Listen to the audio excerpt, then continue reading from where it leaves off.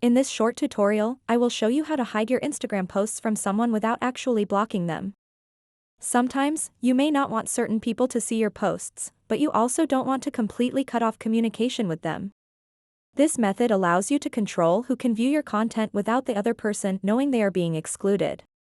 To get started, open up the Instagram app and then tap on the profile picture icon at the bottom right corner of the screen. After that, tap on these three lines at the top right corner. Then scroll down until you see an option called Restricted. Tap on it.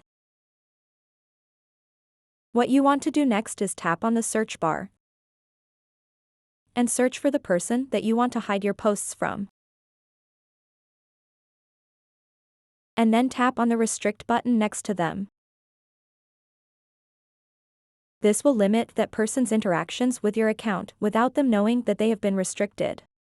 By using this feature, you can have more control over who sees your posts without completely blocking someone from following you. So that wraps up this tutorial.